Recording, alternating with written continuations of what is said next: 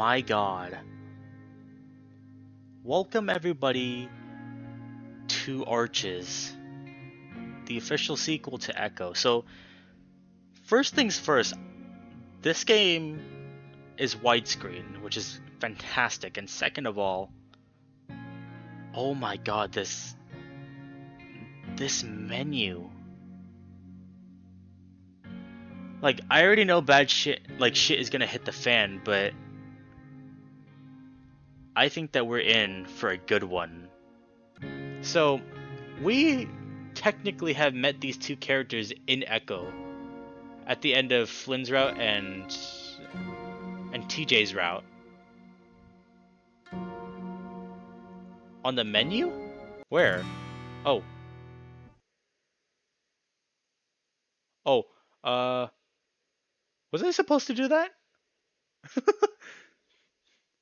yeah, they can't touch you and they can't hurt you. At least not in the physical way. Mentally it's a different story, which makes sense because all of this is mental. I was messed up way before the thing that I saw in my trailer, which might explain why I saw it. So, if you didn't know, again, this takes place like 5 years after Echo. But it was on me continuing to see that it traumatized me. I never knew I was going home to an empty trailer or a trailer with a raincoat monster inside. Eventually, I was able to realize that it didn't really notice me, I guess. The first time it definitely wanted to make its presence known to me.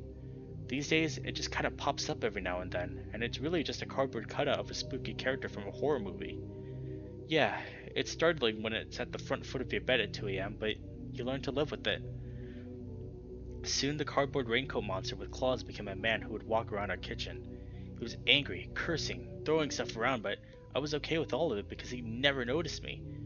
I couldn't say the same thing about the next thing though. That was another flat-faced creature, but this one moved around on all fours with his elbows and legs at an angle like a spider. He would crawl into my bed all over my face and whispered things at me. That's when it became really hard, and things finally broke down after the first time I tried ketamine. For most of my teenage years, I was a weed and opioid kind of guy. Not like heroin or anything, but a pill every now and then to go with the weed so I could really chill. My friend, well, he loved stuff that was a bit more intense, stuff that really made you feel something, or nothing at all, which is what he promised before I took it. You'll feel nothing but calm. And then, while I was sitting in my friend's living room, a bear broke through the window. He had on a ski mask and he had a gun, and he screamed and I ran, and I called 911.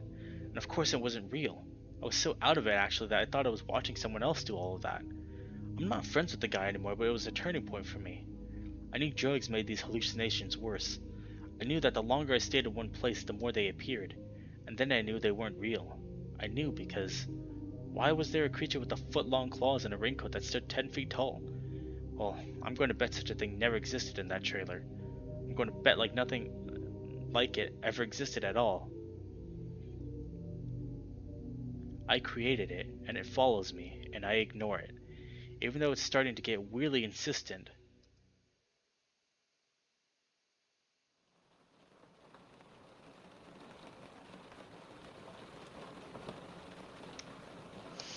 Okay, here we go. I don't know what I'm gonna expect, so I'm a little scared. Oh, hello. Oh, look at that. Oh, and the background's actually animated too. That's really cool. All right, babe. Dev somehow already has his shirt off. Little eager, huh? I don't answer the question as I slide my shirt over my head and immediately Dev's paws go to feeling out my sides. He's a little buzzed, so I don't think this is really going anywhere. We just wanted to get away from the party. We wandered around the little forest next to the house. Dev was looking for orbs or something. It started raining, so we ran to the car and decided to wait for Jason to come out so we could leave. Hopefully soon, because this thing? It stands outside the window. It's aware of us. I don't like that, even to this day. Is someone out there or something? Dev looks behind us, right at the creature, and a chill runs down my back as he stares face to face with it. It's grinning at him with its sharp teeth, and he stoops over stooped over deeply because it's too tall. But as usual, Dev doesn't react. That's because he's normal. Are you seeing things again, Cam? Just because you told me it stopped doesn't mean it might not come back. You'd really like that, wouldn't you? Nope, things are ghost free. Well, whatever you think they are you seeing things again? I sighed deeply. I mean, it never goes away. It's just better sometimes compared to other times. Deb, Dev rubs his bare arm. His big chest is heaving, then shuddering as I run my paws up his back, squeezing them. Oh god, we're gonna see something here, aren't we? I don't want to get you upset, but I close my eyes, waiting to be upset. He already knows I don't like him treating me like I'm some sort of psychic. I'm just a stupid kid that sees horrible, useless things. But would you at least tell me if you see something that might be important to me? I blink, thinking then realize what, or rather, who he's talking about. Oh, well, yeah, of course I would. It's just that I don't really see people. Just things, and not good things. Deva's gone a bit quiet as I rub down his stomach, playing with the fur and the thick layers that come naturally to bears. It's something that I like. I feel weird doing this while waiting for a friend. I mean, it's our car, but we're both 25 and acting like it just can't wait. And we gotta do this before we go home. Usually Dev just likes to be intimate like this, where he can just feel me, but he only grunts as I tentatively open... He doesn't stop me, so I keep going. Well, you know, I was supposed to visit Echo today. And right there, then and there is the name drop. Well, you know, I was supposed to visit Echo today, but Larry had some problems or whatever, so now we're at the shitty party, and it's gonna be months before I have a chance again. I shrug, waiting to keep the conversation light. I've seen worse. Parties, I mean. Next time I'm not bringing Larry. It's just gonna be me and whoever else wants to go. I nod for him to go on. Dev sighs in a frustrated way that has his chest expanding against me again. He pulls my paws from his crotch and he holds me, just pressing our bodies together. Obviously I want you to go, but I don't want you to feel like some kind of tool or something I'm just using. I think it could be a good experience for both of us. I stare back at him. Didn't like 10 people die or something? Well, not that, but how things will change if we see something. And what does that mean? That there's something more. There's somewhere to go after we die. I think hard, trying to choose my words carefully. But how do we know that? Seeing something doesn't really mean anything. I've learned that over time. Just... Dev sighs. Not really annoyed, just tired. Probably having a hard time thinking straight on the alcohol. I just need your help for a few days. I want to know. I need to know where she is. Nowhere. She's dead, so she's nowhere. I'm sorry. I don't want to do this. It's such a bad idea, but this is important for Dev. It's always been. So now that he's finally asking me to go, I can only say... Of course. He grins out and lets out a breath, like he's relieved. I have no idea he was tense about it, though I guess my reactions to previous comments about the town told him I wasn't exactly a fan of going. But I can stand a few days of discomfort if Dev finds his answer, which I really, really hope he does. Thank you. No problem, man. I try not to jump, because just as I said that, for the first time in my life I see cardboard creature move.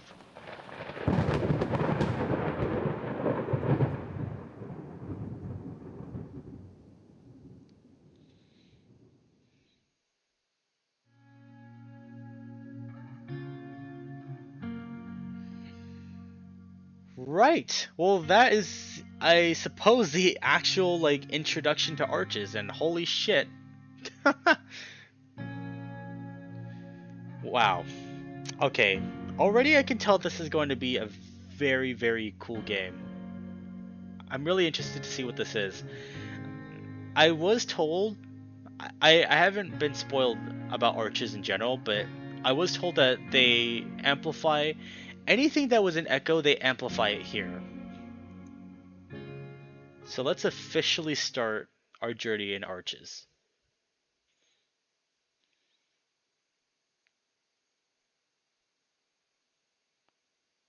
Oh, run! Okay.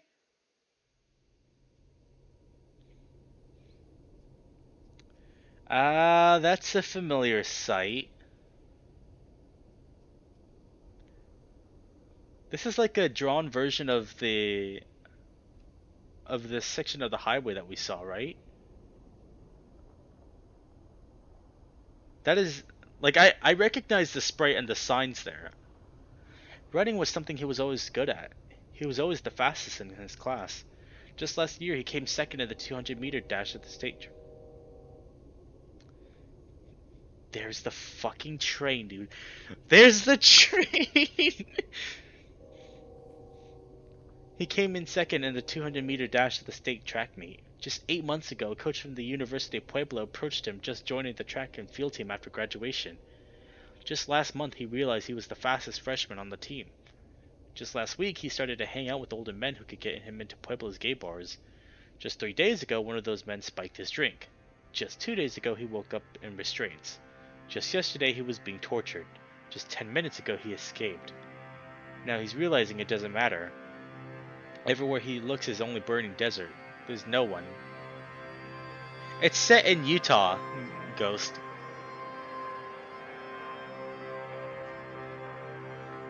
His attempts to scream for help matter even less because his voice is broken. He can barely wheeze out after what the man did to him. And now his empty, droning sounds are being swallowed up by the desert. All the while, the heavy steps scraping through the gravel behind him keep coming. The man isn't in a hurry at all. Running was something he was always good at, but now, when it matters most, he couldn't do it. The fastest freshman at a D1 university is no faster than an old druggie. He definitely would have been eaten if anything over the past 3 days. If his ribs weren't broken, if he could see straight, the man had given him something. He told him it was for the pain, but the pain is still there, and now he can't even stand. His balance is shot, and he keeps stumbling until he's just crawling on all fours. It's now that he realizes the man let him get away on purpose. This makes him realize something else. He's going to die.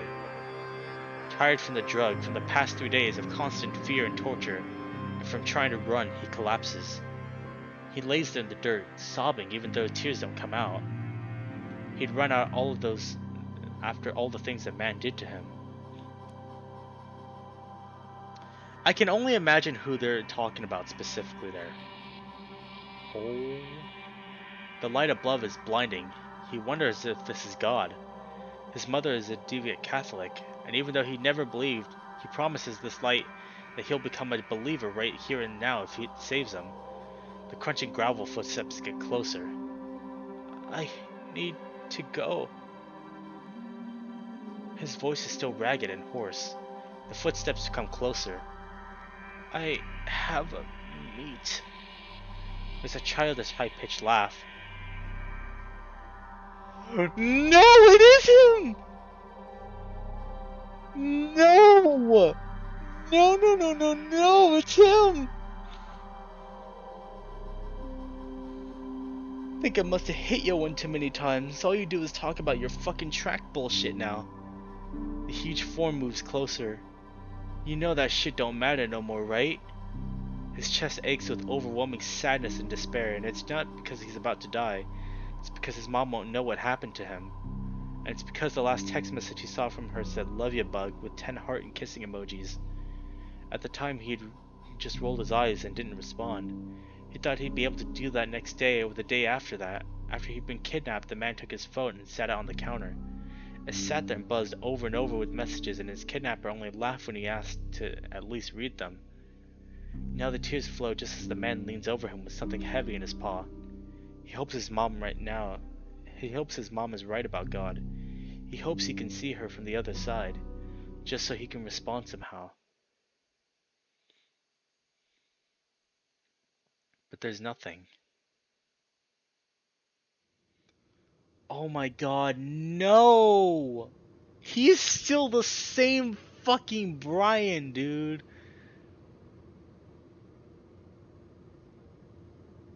Okay, I am going to make a save right then and there.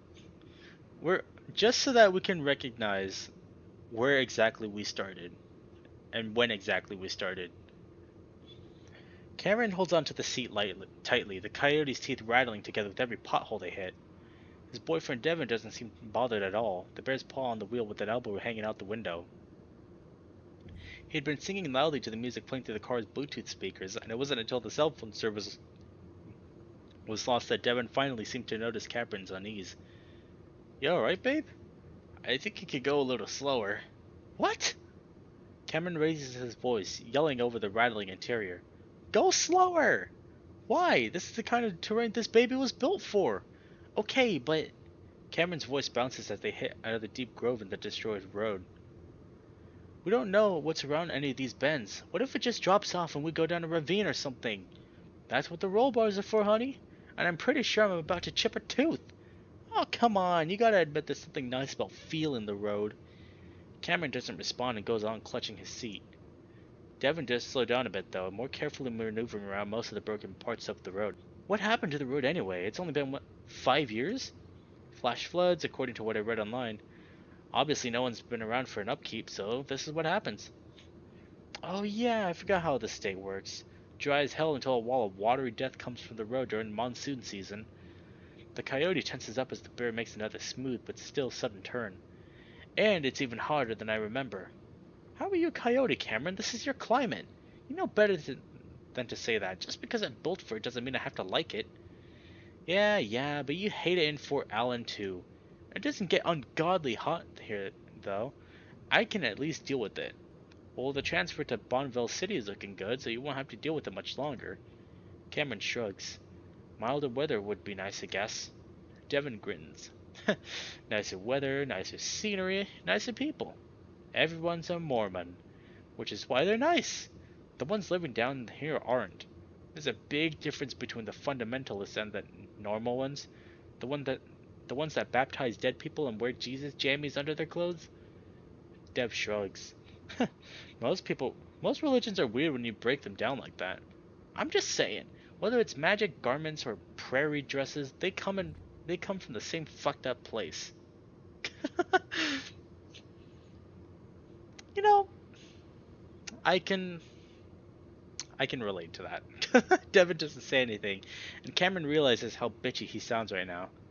Sorry, I just worry about how they might look at us. It's harder to gauge people when they're all fake nice. Yeah, that's true, but look.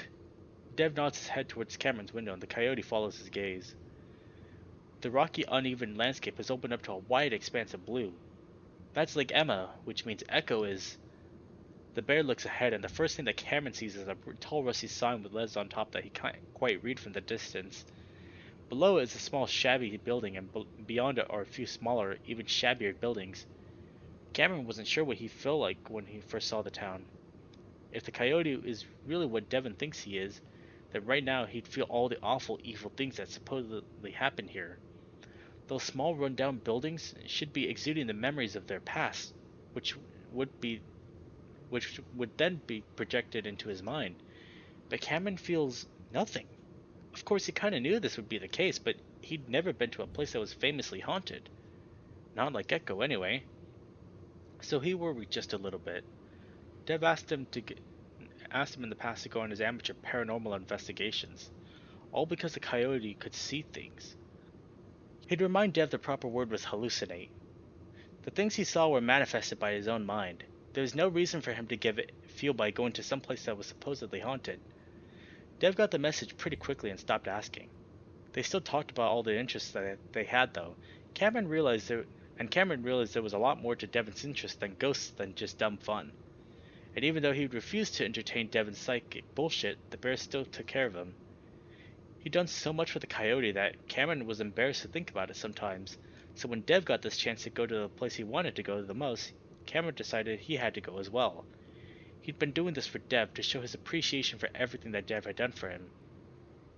Still, Devon had been trying to make this seem more like a vacation of sorts, like Cameron wouldn't be doing any investigations at all. He would need to talk to the bear and let him know that he was willing to do this for real, at least within reason. He also needed to tell him why he didn't like doing this, and that part might be hard. It doesn't look so bad for a ghost town, I mean. Looks can be deceiving. Hang on, gotta pull over for a sec. Why? I want to scout out the lake for a bit before dark. I also gotta take a massive leak.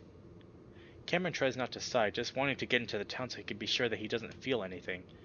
To really make sure that there's nothing to be worried about. He isn't worried about the ghosts, but rather his own brain and what it might do. The road becomes smoother and newer looking as they pull up to the lake.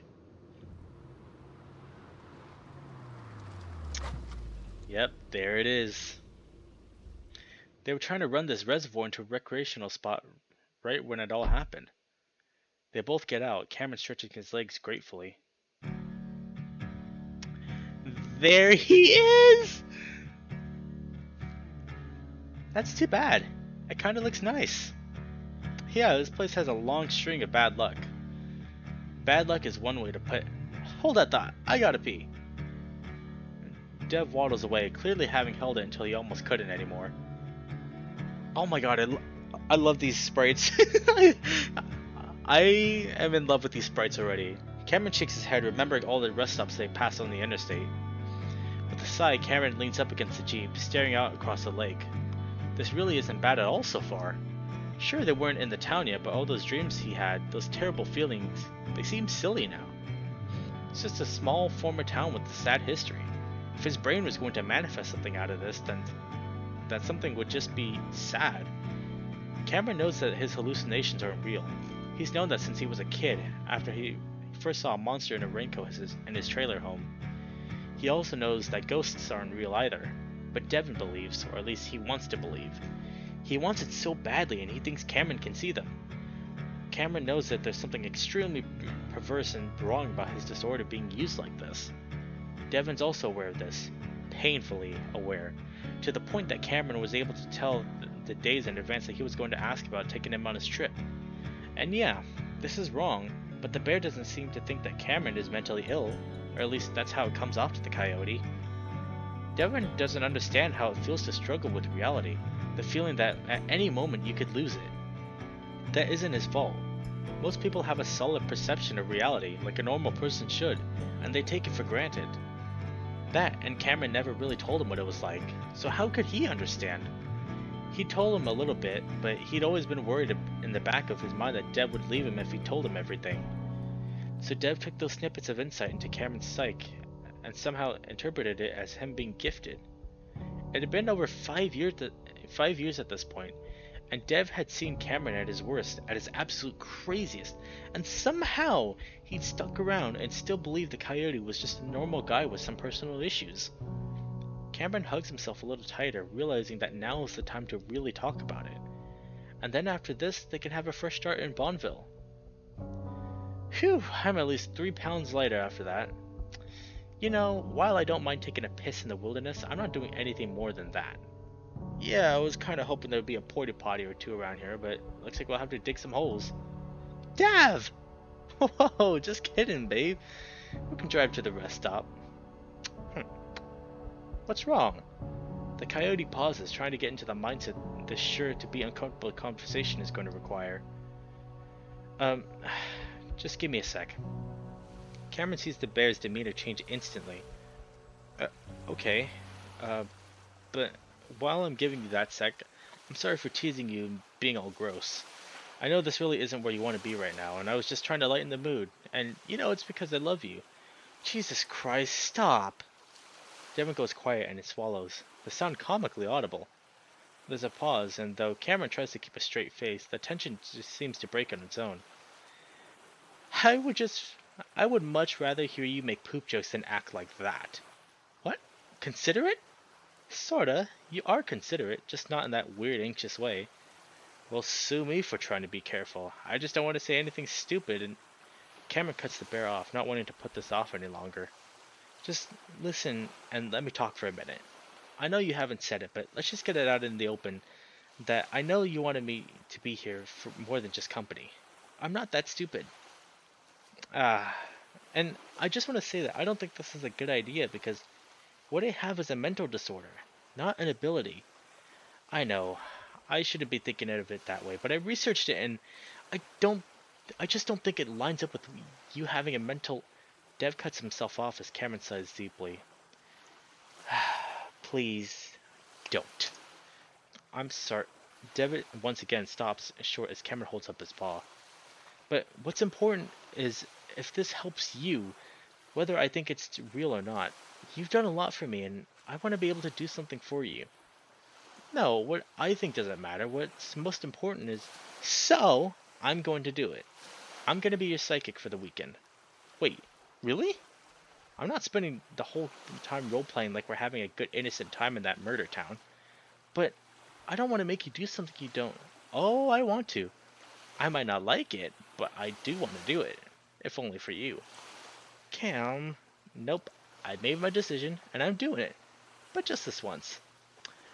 If you're sure, but please don't put me ahead of you. And I did some research on that forum you linked me to a few years back, so my sixth sense is primed and ready. I like these two characters. These two are adorable. That seems to finally snap Devon out of his reluctance. Wait, seriously? There's so many people like you on that forum. Did you... Listen, I want you to find your answers. I really do. But I think the worst thing that I could do is lie to make you feel better. I'm going to be completely honest about everything. Whether or not I see it coming. Of course, that's what I want. And that's why you shouldn't be getting your hopes up right now. I'm just telling you that I'm going to try. The bear stares at Cameron for a few seconds, just smiling. What? I'm just glad I met you and that we're together, and that you're here with me. Devon wraps an arm around Cameron, pulling him into his side as they both lean against the Jeep.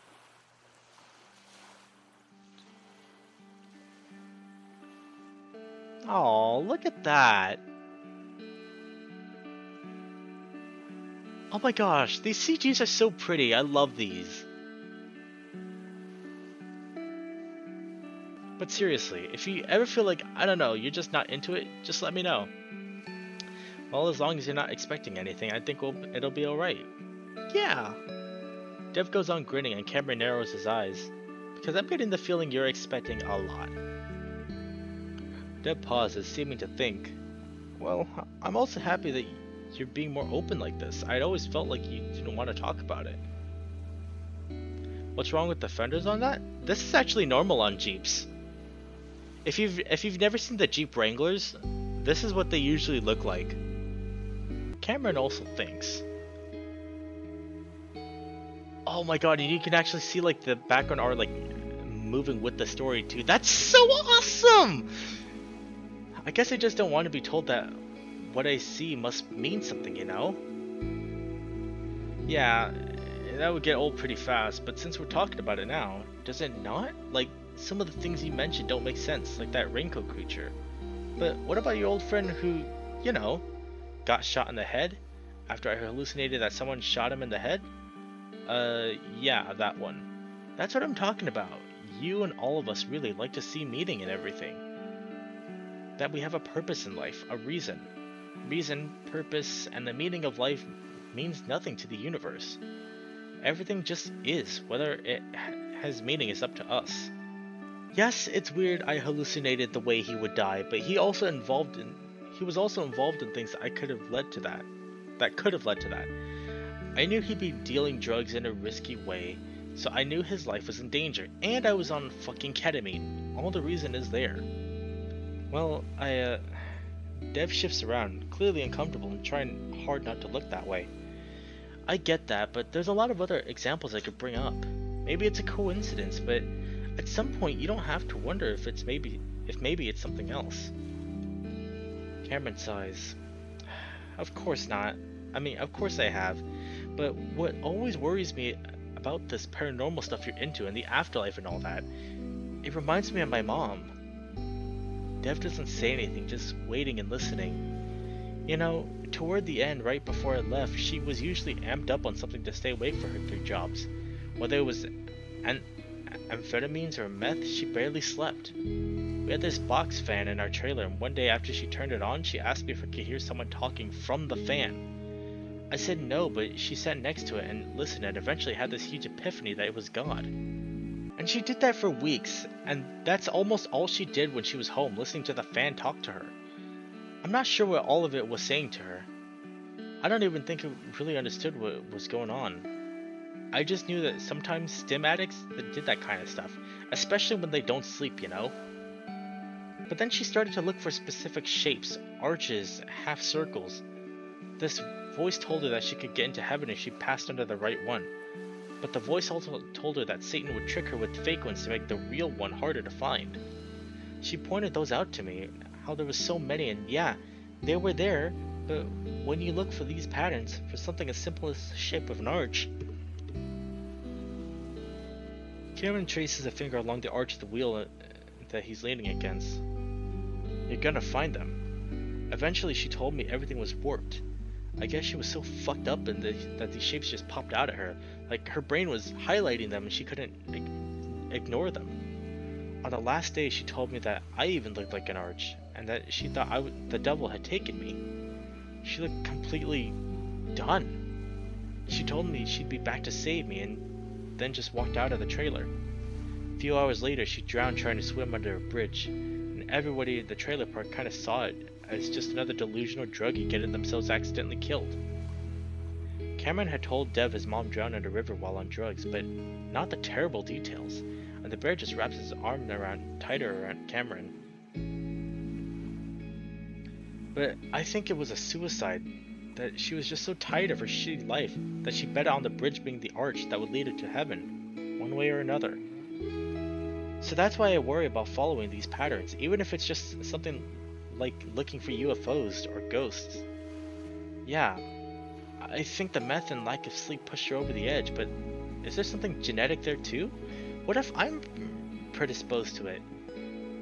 What if I'm predisposed to it? I haven't used it since the second month after I met you, but I still see shit. I'm just not delusional, at least not yet, but I worry. Dev clears his throat. I would never let that happen to you. I know I say stupid shit all the time. I know I say stupid shit about it, but I know it can be dangerous, and I'm always looking out for you. Honestly, it's nice to hear that, because just letting my mom sit next to a fan for 3 hours straight every day, feeding on her delusions, was the dumbest thing I've ever done.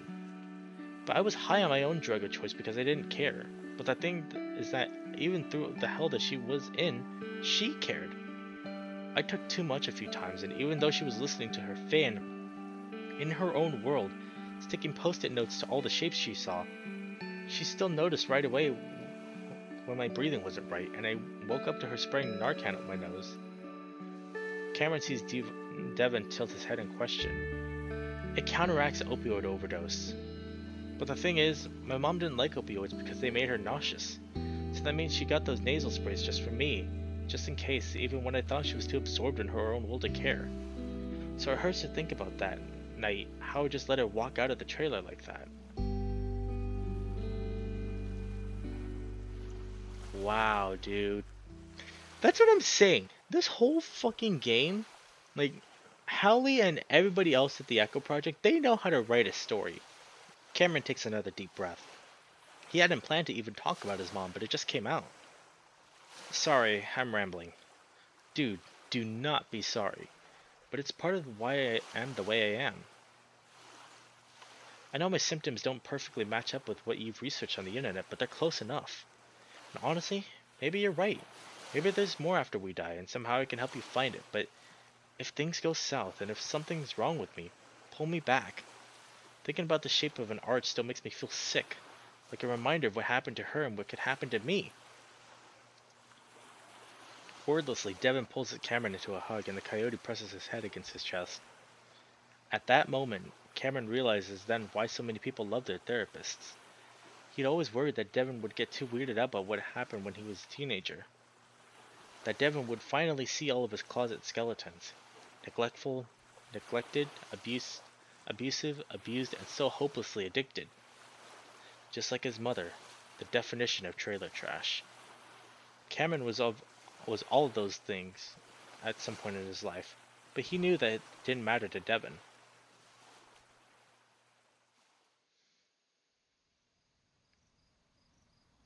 After a while, Devon lets go and they start getting back in the Jeep, the bear feeling slightly shaky. Cameron opening up just now had been truly harrowing. Devon had no bits and pieces of his coyote's history, but to hear it like that, how he'd overdose and almost... Dev shudders.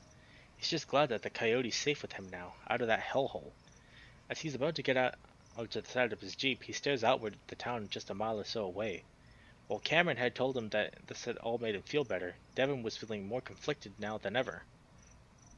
Everything that Cameron had just told him practically screamed that this was a bad idea, that this wasn't good for him. Does it matter what he thinks about Cam's hallucinations? That skimming of normal psychological literature about hallucinations led him to believe that Cameron wasn't mentally ill? No. How could he take him to Echo after hearing that? How could he ever drag him into this endless hunt for the truth ever again? Yet at the same time, Cameron's telling him that he wants to do this.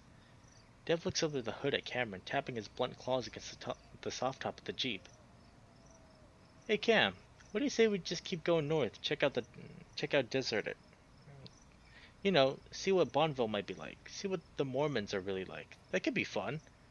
While he says this, there's a crushing feeling in his chest, dreading that Cameron might say yes, but at the same time hoping that he will. I mean, with the way things are going, I don't even know if we'll even be able to cross the state lines in a few weeks. They're starting to shut everything down. But Cameron stares back at him before smirking. Oh no, this is something you wanted to do for years. I mean, fuck me for dropping all of that on you right before we got there. But you know I'm a procrastinator. I don't want you to feel guilty, but just be aware. And I kind of want to face my fears in a way, you know? I'm ready for this. And before Devon can say anything else, Cameron gets in. Devon looks over at the lake, actually not sure what he's about to do. If he was a good boyfriend, he'd drive away from this place. Cameron would yell, curse, and moan about how it took them 10 hours to get there. And Devon would just shut him up with one of those sugary abominations from Starbucks, and he would never talk about Echo again. He would listen to Cameron and trust him about how it actually felt to see awful stuff. They'd move, get married, get a big house, and sooner or later Dev would get his answer, because everybody does at the end. As they pull out of the parking lot, he thinks he's made his decision. But even as he tells himself he's going to turn left, back up the road they came, he turns right. Because just before he did, he sees a flash of pink in his mind's eye, floating in the middle of a pond, and it's like something hit him full force in the chest. Before he knows it, Echo's ahead of them.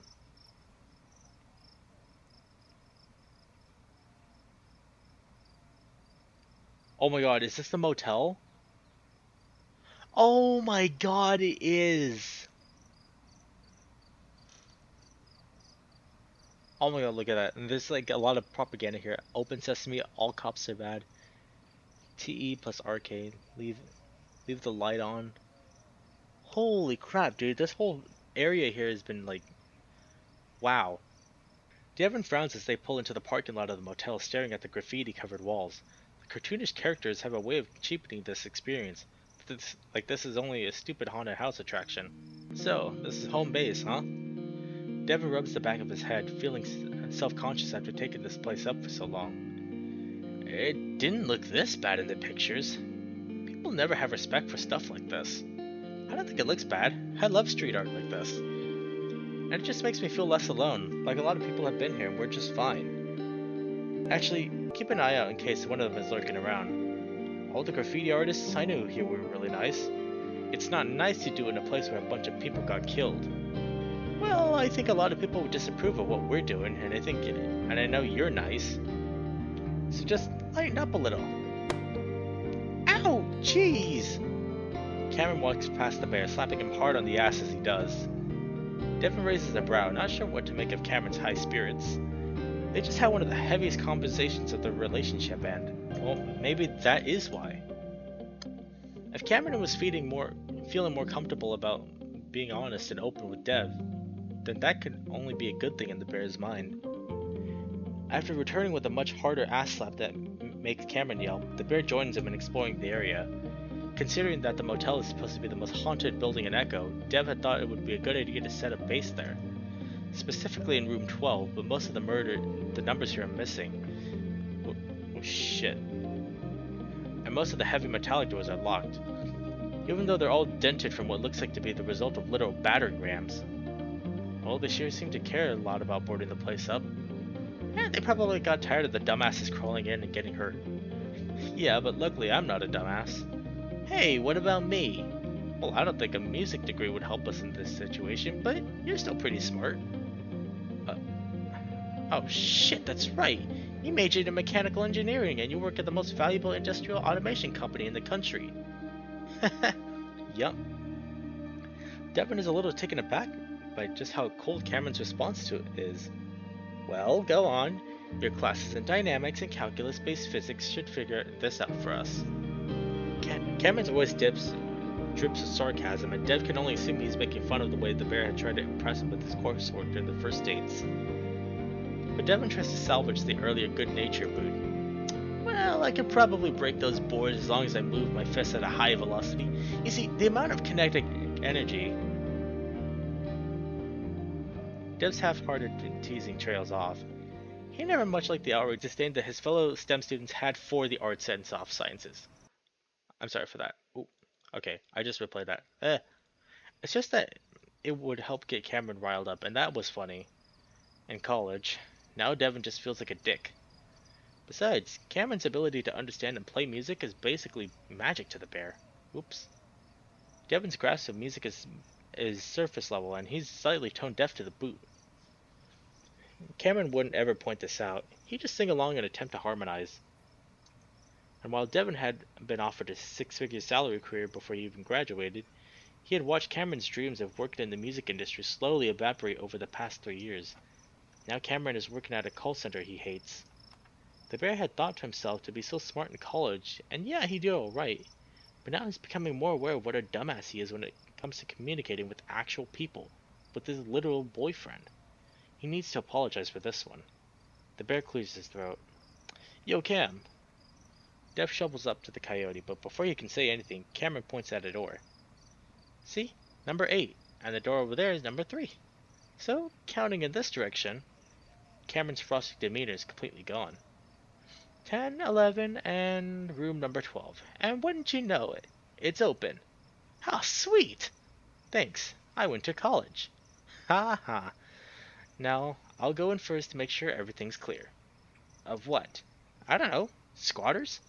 Well, get ready to find a dead squatter, because how the hell would they survive? Actually, you just reminded me that there are a couple of creeps that live here. Like stubborn locals that won't leave. At least, that's what a post said from like 2 years back. What? I don't like the sound of that. Are they dangerous? From what I gathered, they're more of a get-off-my-lawn variety of creeps. Those types can still be dangerous. If no one's been killed by them yet, then I think we're good, but like I said, I'll look out for you. Dev lets out a mock growl. I'll make 'em permanent residents of Echo, and by that I mean dead ones. Devon. Now Devon can tell that the coyote's really upset. What's wrong, babe? You told me no one lived here. You said that a bunch of times. Cameron, it came up so few times on the forum, and the posts I remember were really mundane. I honestly just forgot. Alright. Devon stares at the coyote, waiting, but he doesn't say anything. Cameron, is there anything you want to tell me? If there is, I'm still hoping you'd be open like you said. I know. Hey, it's all good, man. It's not like I'm expecting you to share everything on your mind now, but I'm here to listen if you want to talk. It's just hard to explain. I guess the fact that there are real people still living here does make that a little bit scarier. Does it have to do with the dreams you were having? Dev watches Cameron closely, but he does seem genuinely confused with himself. Kind of, but they were weird. I don't think they really meant anything. Yeah, I'm just overreacting. I don't really want to have the deliverance experience on top of the ghosts, you know? I getcha. There's nothing wrong with being vigilant. My friend from Southland, my friend from Southland, the one from the town even more haunted than Echo, he says something horrific happens between a backpacker and an outback redneck every other year or so. How comforting. But while I was sort of joking earlier, if anyone tries anything, I will do what it needs to be done to stop them. Dev doesn't tell Cameron that in that moment that he kind of does wish that he'd gone through getting a gun for protection. If those men are still around, the bear has no doubt that they have plenty of guns. Well, let's not think about that, because it's not going to happen. Unless they're squatting in that room. Not for long. These two are so cute together, I swear. Oh, wow.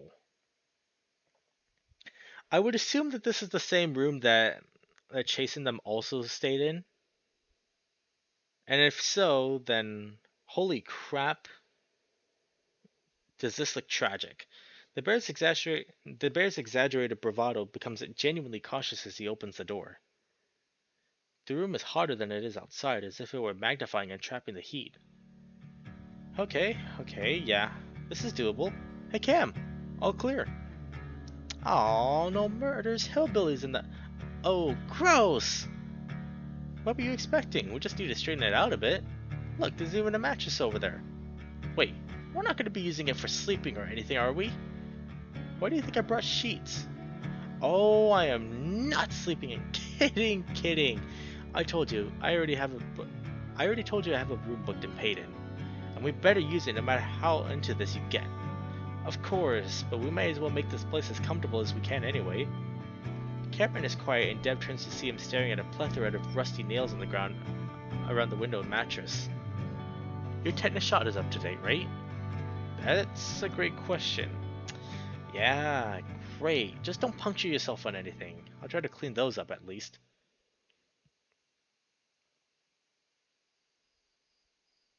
Huh? Look at that. Cameron watches Dev step back, brushing his paws against each other loudly. Well, let's see, that's rather cozy, don't you think?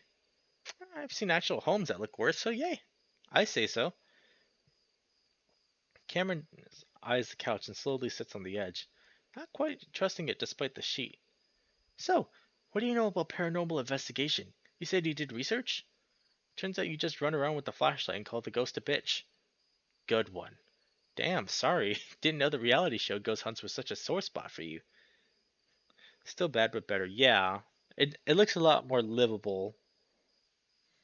They single-handedly ruined the credibility of actual investigations. Well, they brought more attention, right? Anyway, all I really know is what you do. EVP stuff, taking pictures, just sitting around and waiting, stuff like that. That's a start. Actually, I was thinking you'd deal with most of that stuff.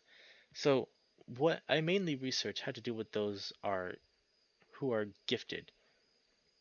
It's almost physically impossible for the coyote to use that word to describe people like him. Oh, yeah, I wanted to say that earlier, how happy I was you looked that up through that forum.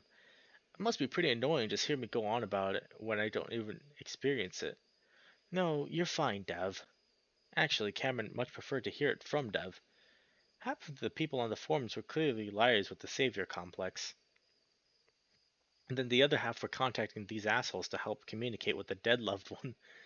Cameron couldn't stomach it and just ended up looking at a blog that seemed a bit more legit. So, what did you find out? The way the bear is lit up now that they're talking about investigating reminds Cameron that he needs to at least try. Well, according to these psychics, it's pretty simple if you have the extra sense. First, approach the location with clear intentions. I'm here to see or hear something from the past. Second, keep an open mind, which is something I promise to do. And finally, if you sense that the presence is hostile, always remember that it can hurt you. In these cases, they might not actually be a person. I wouldn't worry about demon shit. Even I have a hard time believing in that. Hey, there's something we can agree on. Now, I'm gonna go out on a limb here and assume something terrible happened in this room. Um, why else look for a specific room, right? I don't want you to tell me what happened, but I also assume this is a bit of a test. Well, I don't want to call it a test. Okay, I am 100% certain. I just got some weird deja vu right there. So, yeah, this line right here, I'm getting some weird deja vu. I feel like I dreamt this exact line. Well, I don't want to call it a test. I'm going to be recording and looking for the thing that happened in this room too. Just thought you might want to see if you sense anything and compare it what actually happened. I think that's a good idea. I'm going to do some more light touch sensing, I think they call it. So I won't see anything, but just sense what might have happened. But tell me if you feel things that aren't right, of course. I'll be fine. Alright, I'll get started. We won't go super late tonight, just want to get a feel for things. Sure, I'll just get started by opening my mind and making my intentions clear. Okay, babe. Love you. Devon leans in and kisses Cameron on the head. Then Cameron watches as Dev turns off the lantern, plunging them into darkness.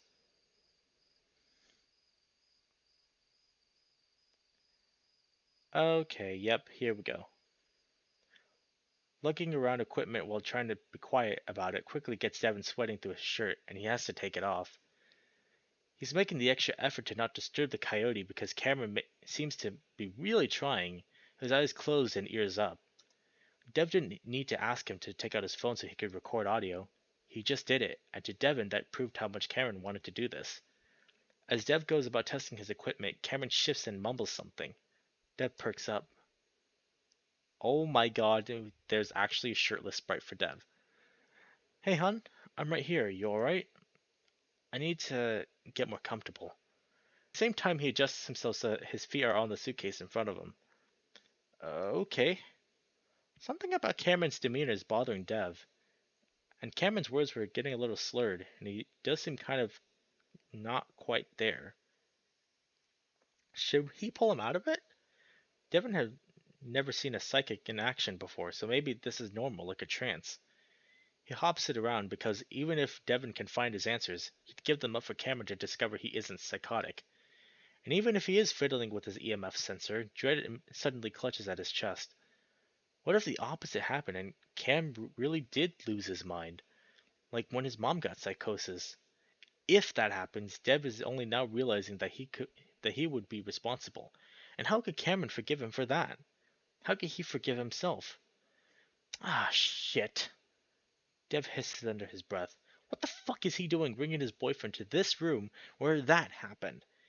He was usually alone or with his friends when doing these investigations, and he wanted to see something that always overpowered this fear. He just assumed Cam would be used to scary shit, especially after he described that flat-faced creature in a raincoat that he'd been seeing since he was a kid. He just assumed. Why was it only now that he was realizing what the consequences could be? The feeling he'd had earlier about being a social dumbass comes back, but far stronger. This isn't something a loving partner does to another partner. He's fucking using Cameron for his own selfish reasons. Devon knows that the coyote has some kind of ESP abilities, but that doesn't mean he didn't also have other issues that could fuck him up.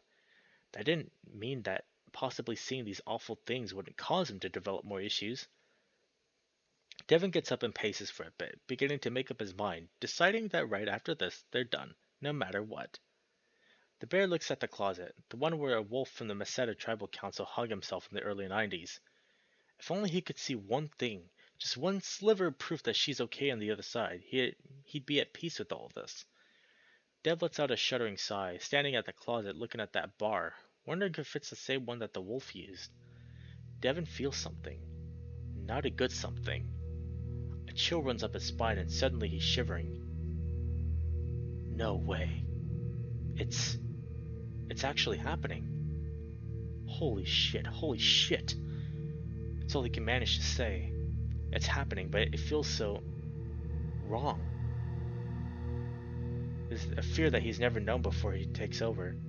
He wants to turn around. He wants to call it to Cameron, but it's like something is around his neck, holding him in place. Then he hears a terrible sound behind him.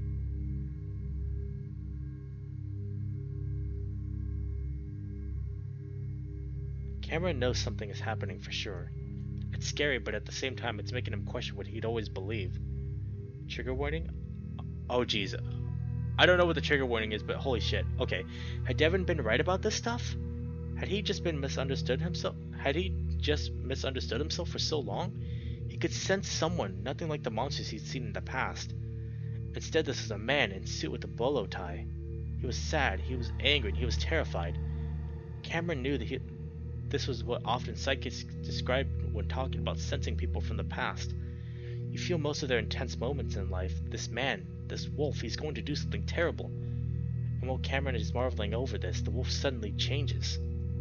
At the same time, Cameron feels his focus turn on to him. This gives the coyote pause because now this presence was trying to interact with him. Was this right? Cameron thinks it could be, but something doesn't feel right about it. Like this isn't what he thinks he is. But he supposes that anyone doing this for the first time would feel it to be strange. Maybe he was doing the light sensing wrong. The point is to listen to the past like a recording. Also, Howler, welcome on in. The Blup welcomes you. This direct communication is scaring the coyote, but this could be his chance to answer Deb's question, and his own question for that matter. I'm sorry to bother you. What's after your death? Where do we go? It feels stupid and clumsy, but all that comes to his mind, so Cameron asks it over and over. There's a long empty pause. And then something like a cackle. It almost sounds fake like a Halloween toy, but it's dark, mean, and it's making fun of him. All of the feelings of wonder and hope for a breakthrough are deflated instantly. He needs Dev, and he needs to open his eyes. Oh jeez, what is that? Cameron's eyes are heavy and he can barely focus. Something has gone terribly wrong. This presence is evil, malicious. This isn't a person. Now all the coyote can sense is that is that is that a profound tragedy has just taken place. He needs Devon and he thinks he can see him as his vision begins to slowly focus. Oh jeez.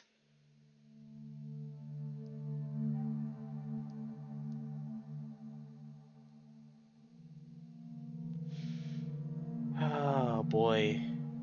At first Cameron doesn't understand what he's seeing. How is Dev standing like that? Why isn't he moving?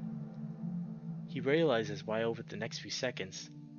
The unnatural way Dev's weight seems to pull up his neck says it all. Cameron starts screaming, but it's weak, muffled, barely a wheeze from his throat, and he can't move.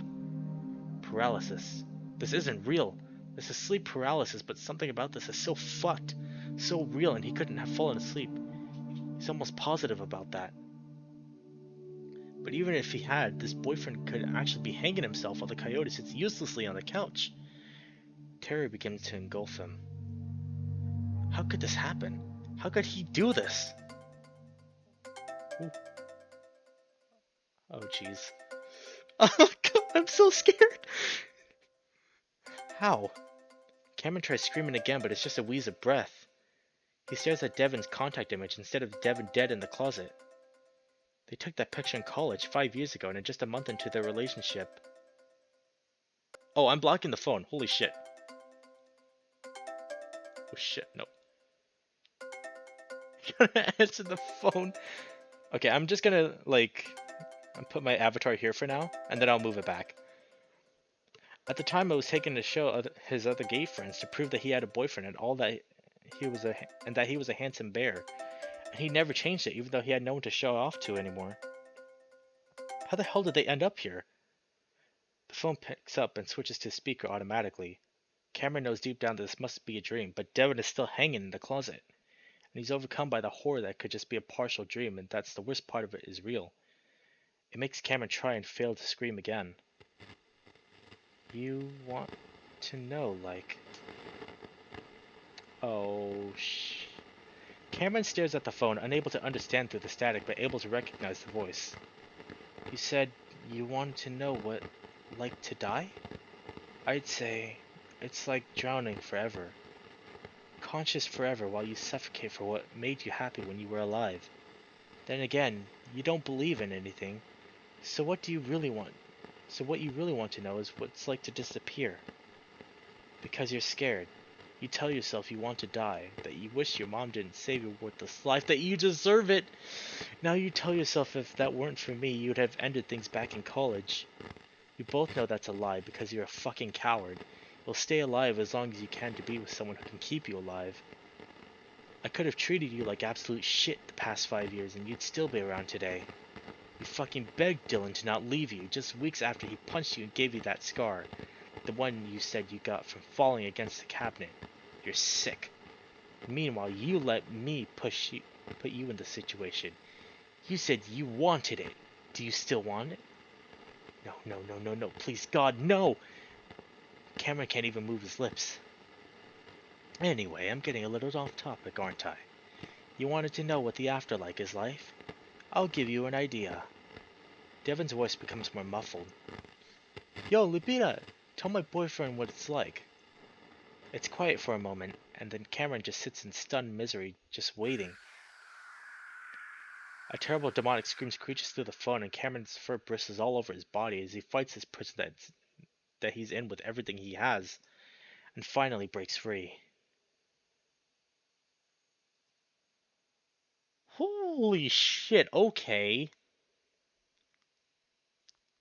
So yeah, if this is your first impressions on Arches, welcome. This does not fuck around. This is why I love this game. This is why I love the Echo Project. They know how to make the most unsettling shit ever. And mind you, these are a bunch of furries that wrote this game. Like they have written the best visual novels I have ever played in my life. It takes Devon a moment to realize the terrible sound is coming from Cameron. He's never heard him make a sound like that before. At that moment, whatever it is that he has a hold on the bear dissolves and Devon turns around, heaving for breath. When Devs looks at him, he sees Cameron's eyes are wide open. Cameron? Cameron makes that sound again, though Devon has no idea what Cameron is seeing. He knows it's something terrible. Devon feels himself beginning to panic. Baby, please, what's happening? Cameron just stares back, and Devon finally snaps. Cameron! Devon is stepping out of the closet when suddenly Cameron lunges off the couch, making a feral sound. The look in the coyote's eyes is so intensely unlike him that Devon draws back in fear. Honey, it's me! To Dev's shock, Cameron's paws fly to the bear's neck, but instead of squeezing like he thinks he's going to, they rip at the thick fur there. Wait, stop! Devon manages to catch Cameron's paws in his own much larger paws, easily restraining the smaller male. There's the link to Arches, but I do recommend that you play the original Echo first, before this. Cameron continues to stare at Devon's neck, seeming to search intently, then looks up at Dev's face. I saw you dead. You called and screamed at me. Though Devon doesn't understand, he can tell this wasn't one of Cameron's typical night terrors. The look on his face says it all. Oh, fuck. I'm really, really sorry. I'm driving you to Peyton right now, or wherever the hell you want to go. But as Devon tries to pull him to the door, Cameron resists. Wait. Just let me catch my breath, okay? Okay. Just take deep breaths, okay? Devon fumbles with the lantern until he turns it on. Then he stands next to Cameron for a few moments, listening to him sob. Can I at least hold you, please? Oh my god. Cameron leans towards him as an answer. While Dev strokes his head, Cameron starts to rub his back like he knows that Dev has been terrified too. I'm fine. It was just a really intense vision. I'm so sorry. I've never seen you like that before. You scared the absolute shit out of me. Did you think I was attacking you? Huh? You were going after my neck. Oh, sorta. Oh, no, I saw you hanging in the closet. Cameron's breath hitches in his chest. Like, from your neck. Oh, shit. Yeah, and it was so fucking real. They hold each other in silence for a while, Devon mulling over what Cameron just told him. Devon no longer had doubts that Cameron is a psychic, but right now that doesn't matter. He just wants the coyote to feel safe again. Devon? Yeah, honey? I think you're right. What about? Something happened. I don't know if it's ghosts or whatever the hell that could have been, but that wasn't just me. I've never felt or seen things like that before. There's more to this than me being crazy. There has to be. We can talk about this when we're in Peyton, okay? Dev, I promise to be honest with you, and I need to tell you something now, otherwise I probably never will. What is it? Dev's heart starts to pound as he sees the look on Cameron's face. Lupita was in this vision, Dev. But please believe me when I say that I don't think it was really her, but... What? Cameron hesitates. Cameron, please tell me. I'm really sorry, but I heard her and it was awful and... I don't know, it was a scream. It was horrible. The floor seems to fall out from under Devon, and he seems like he's falling into an abyss.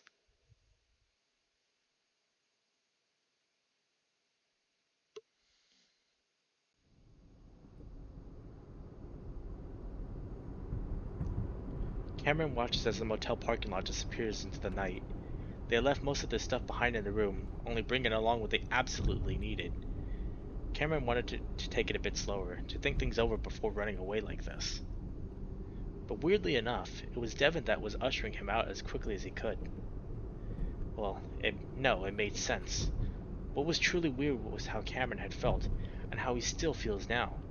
Despite what had just happened, despite the absolute horror of it all, there was part of Cameron that still wants to stay. Cameron has to assume that this is nothing like what Dev had seen in his previous investigations. that maybe he also felt that overwhelming feeling of wrongness. But it also feels wrong to just leave after hearing what he had heard. He'd expected Dev to want to stay after Cameron told him about Lupita. And if Dev had asked him to stay, Cameron would have done so, if only to search for a better closure after hearing her scream. Despite Dev's calm appearance, Cameron knows that his mind must be in turmoil right now. Now with the night ending like this, he thinks that maybe he shouldn't have told Dev what he heard. Yeah, he promised to be honest about it, but the hallucination, no. The vision, it felt like a lie somehow, a trick. It felt real, it happened, but it also felt like something nefarious was behind it all. He felt it when the wolf focused on him, as if that unseen something had taken the wheel and started steering things where it wanted them to go. Even if he has no idea that something could be, Cameron hopes that's the case. The alternative is that the afterlife is really only suffering, and that would mean his mother is in the same place. That everyone is going to that place. Cameron squirms under his seat, the feeling of a suffocating dread creeping under his neck. Drowning forever.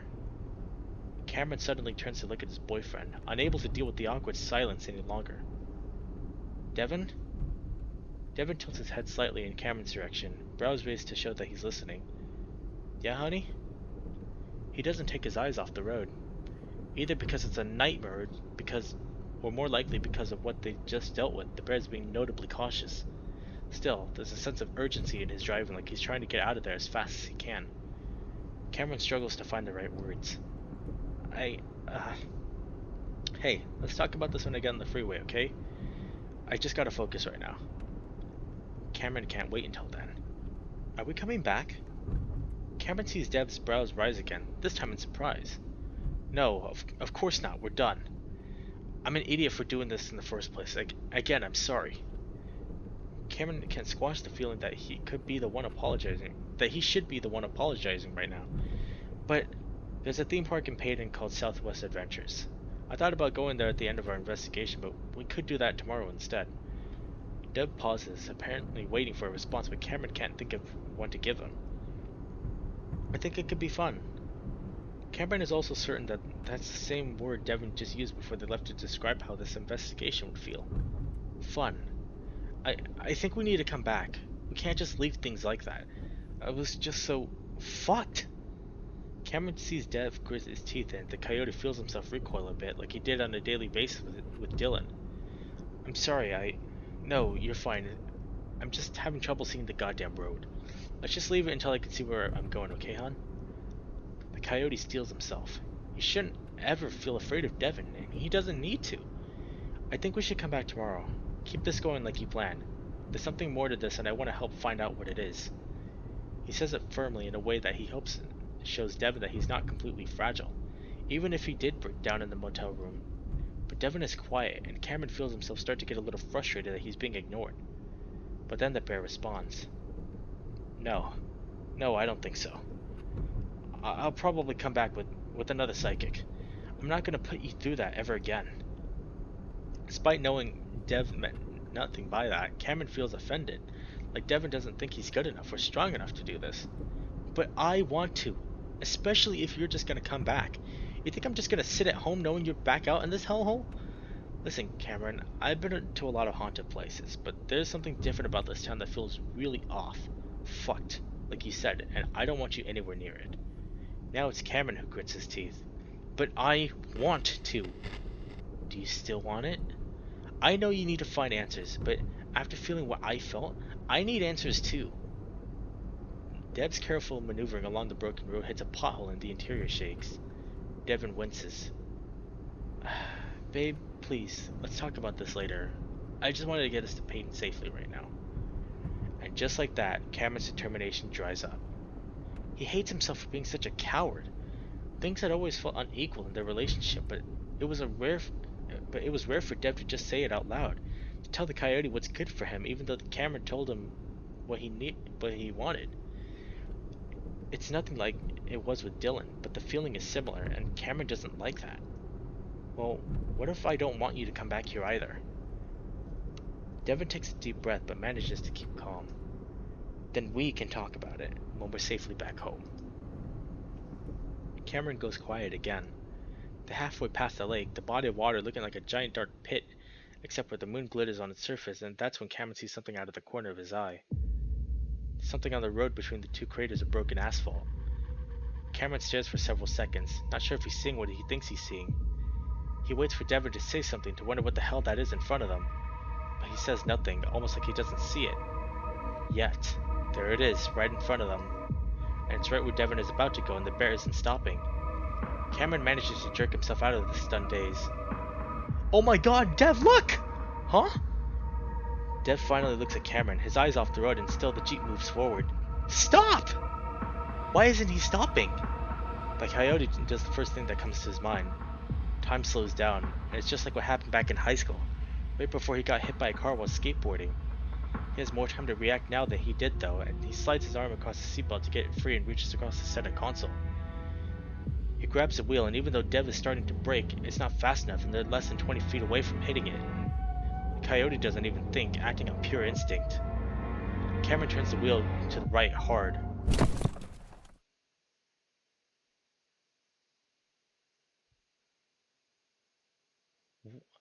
What did they see? Did they see that fucking hole monster again? Devon can't comprehend what Cameron is doing before they hit something, and the jolt is far worse than any pothole they hit on the road. Devon is thrown into his seatbelt. In the back of his mind, he's aware that Cameron is half out of his own seatbelt. Driven by what feels like pure reflex, Devon throws his arm across the coyote in an attempt to hold him back. Cameron's muzzle meets the bear's thick arm before his forearm smacks into the screen of the head unit. A numbing, tinging feeling explodes across his entire arm. Ah, fuck! Deb brings out to his arm. Deb brings his arms to his chest, cradling as he winces. Are you alright? Cameron's breathless voice next to him is enough to reassure Deb that the coyote isn't seriously injured. The airbags hadn't even deployed, even though the impact had felt serious. Yeah, my funny bone. What about you? Let me see your face. Deb tries to grab Cameron's muzzle to have a closer look at him. It's hard to see with only the glow of the Jeep's headlights, now dimmed from the swirling dust kicked up by the accident. But Cameron pulls away, opening his door to get out. Cameron, what? The coyote yelps as he seems to lose his footing immediately and falls hard. Cam! Dev unbuckles his seatbelt and almost tries to climb out of Cameron's side of the Jeep.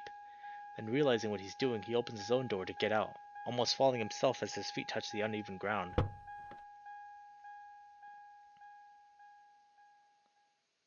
Dust coats his mouth as he looks up the road, and immediately he can still see Echo from here. He knew this was going to happen.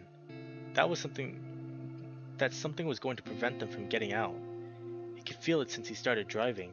He just didn't expect Cameron to be the one to do it. The Jeep is tilted forward, the front wheels wedged into a deep trench carved out by years of flooding along with the edge of the road. Dev stumbles around the front of the Jeep, squinting against the headlights before looking down where Cameron had fallen, but he only sees blackness. Cameron? He starts to panic, seriously considering that the coyote could have fallen into a sinkhole, but then... Over here! Dev looks back towards the road, the dust finally clearing, and sees that Cameron is already there, standing in the middle of it, looking around confused like he's lost something. The fuck are you doing? Dev stumbles back around the Jeep, just waiting to get the coyote back inside so he doesn't go running off somewhere. The bear already suspects that Cameron is having a mental breakdown, and if they don't get the hell out of there soon, Dev thinks he just might join them. I saw someone. Cameron, slow down, let me see your face. It almost broke my arm. No. I know it did. Cameron ignores Dev's paws that are reaching out toward him and starts walking up the road, looking back and forth. Cam! Ah! The stress of the accident on top of seeing his boyfriend walking back toward the evil town is too much for Devon. He grabs Cameron's arm, forcing him to turn around and fully face. What the hell are you doing? Cameron flinches and raises his arms up, crossing one wrist over to the other, covering his face like he thinks Dev is going to... Cameron, what? But the coyote just lowers his arms, looking around again. I saw something. Someone. It was like a little kid standing on the road. Didn't you see them? Devon just wants to ask why Cameron acted like he was going to hit him. But the coyote is in such clear distress that the bear isn't sure what to say. Then Cameron looks at the Jeep as if seeing what happened for the first time.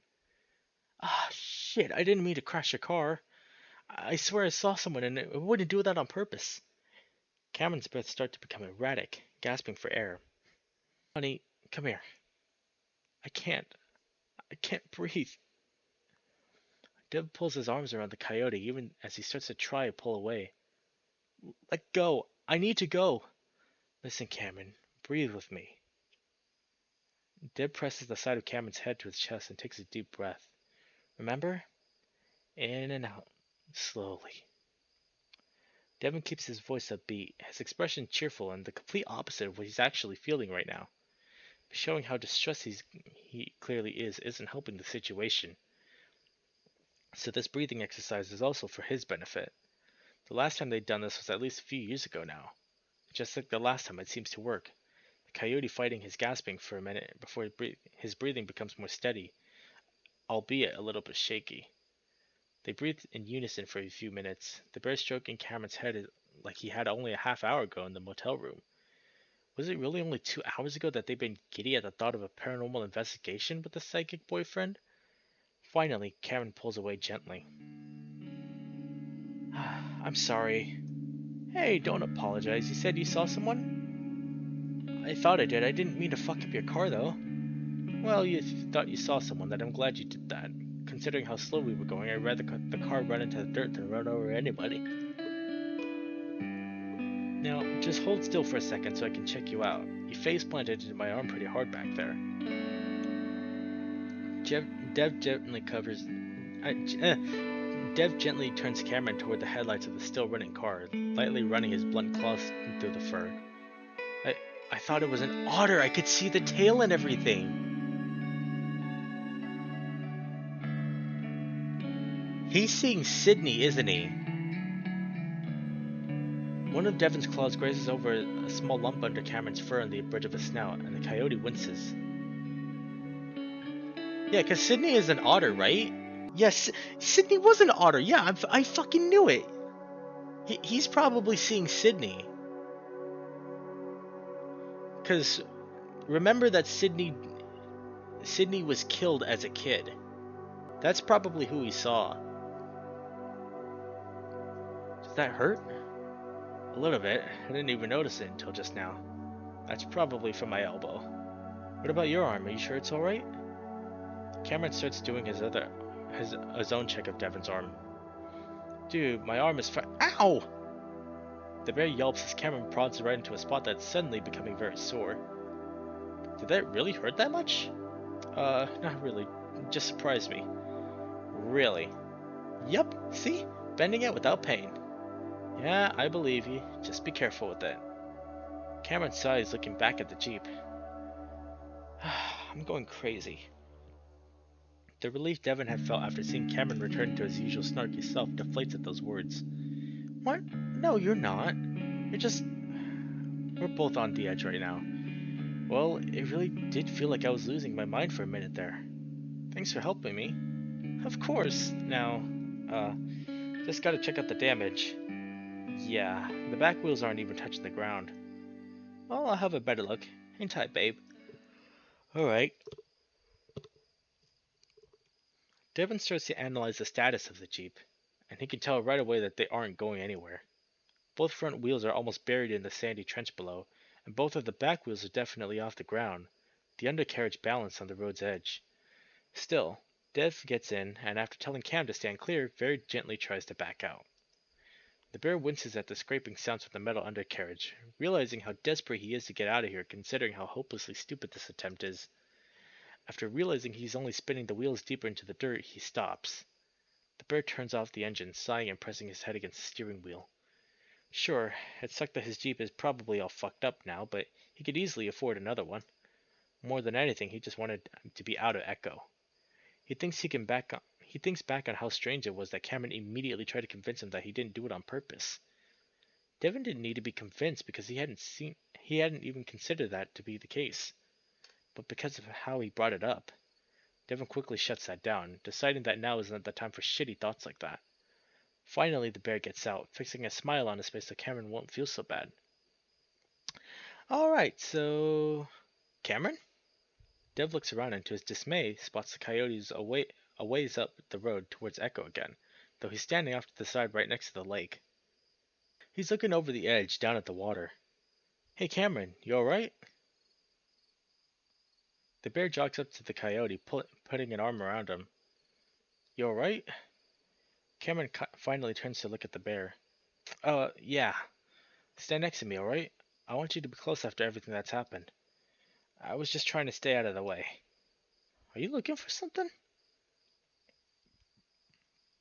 Dev looks over the edge at the murky water below. Almost immediately after, the bear instinctively pulls back, taking Cameron with them. Yeah, just thought that because otters are good swimmers that maybe. Cameron lets out a fake laugh. Sorry, I'm crazy, don't mind me. Come on, don't do that. Cameron goes quiet. Seeing how unhappy Cameron is, the bear takes a deep breath, deciding to tell him. Back in the early 2000s, an otter kid drowned in this lake. Wonder if that's maybe who you saw. If maybe that's who you saw. Really? Yeah, along with a few other dozen other people over the last 70 years. I have a list for the lake and other places we were gonna go. So you're saying I saw that because I'm psychic? You don't seem very thrilled with that idea. Yeah, it was Sydney, yeah. I'm not thrilled with any of this anymore. It only reminds Dad that Cameron could see anything, terrible things, and that could lead to more mental anguish for his boyfriend. Anyway, we are stuck pretty badly. What do we do? Don't worry, we got options. We want to get to the highway, but it's a bit of a walk. I think about 4 or 5 miles. That might be a bit too much with it being dark and on a half-destroyed road. I think we should try to get a little bit of sleep, then start walking at dawn. We'll have light, and if we keep up a good pace, then we'll get to the highway before it gets too hot, and we'll be able to flag down some help. Cameron is quiet. So what do you think? Remember a while back when I asked what we'd do if there was an emergency? You said there was still cell service in parts of the town. Did I? Yeah, Dev, you know what I'm talking about. It makes way more sense to find cell service right next to us and call for help rather than walk 5 miles. I don't think it makes much sense at all, Cameron. We're looking for trouble, Devon. I think we'll be fine as long as I'm not trying to see shit. But you just saw. It's silent for a few excruciating seconds. Oh, I just want to get the fuck out of here and get you home. Cameron's ears twitch as Dev raises his voice, which seems to reverberate in the silence. But the coyote just goes on standing there, his arms across like they were almost always there. Yeah, psychic or not, I'm unstable. We both know that already. No, but I'm not walking miles through scorpion and rattlesnake infested desert with us when a solution is right here. Babe, please. I have a bad feeling. Sorry, who's the psychic here? Dev, I can do this. Trust me. We're outside where nothing's haunted, and we won't be looking for anything, so I'm going. What? Cameron! I prefer if you came with me, though. Ah, God damn it! Devon hurries to catch up with his boyfriend, sliding his paw into Cameron's and gripping it tightly. Cameron has a look on his face like he's a bit pleased with himself, and Devon can't figure out why. Gotta get to bed, I'll see you later, have fun. Yeah, no problem, Ghost. We might actually end here in a little bit, because we've been streaming for about 4 hours now. But yeah, you have a good night, Ghost. Hope you sleep well, and I'll see you in the next one. It's like the coyote thinks he's winning some kind of game, and Devon has to grit his teeth so he doesn't start an argument all over again. Just an hour ago, Cameron was sobbing after seeing and hearing terrible things, and now he's walking back in the same direction like it's nothing. Maybe the coyote is more resilient than the bear had always thought, and maybe the bear is finding out how not resilient he himself is. His stomach growls loudly, and when Cameron jokingly asks if he's hungry, Devon lies and says yes. In reality, it's from anxiety, something he isn't used to feeling all that often. The bear only finds comfort in gripping Cameron's paw even tighter and promising himself that he won't let anything else bad happen to him.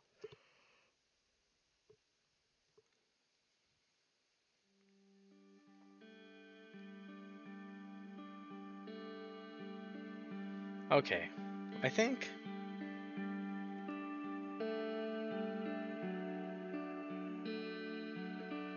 think we are gonna end right here. Because, holy shit.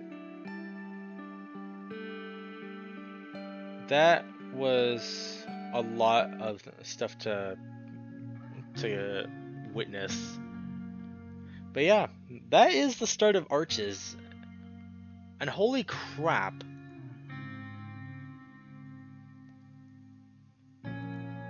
Wow. Oh my god, that's actually crazy, dude. But yeah, I think we're gonna end here. But once again, thank you all so much for coming by. This has been a very, very awesome experience. I'll see y'all in the next one. Take care, y'all. Have a good night. And once again, I'll see you in the next stream. Bye-bye!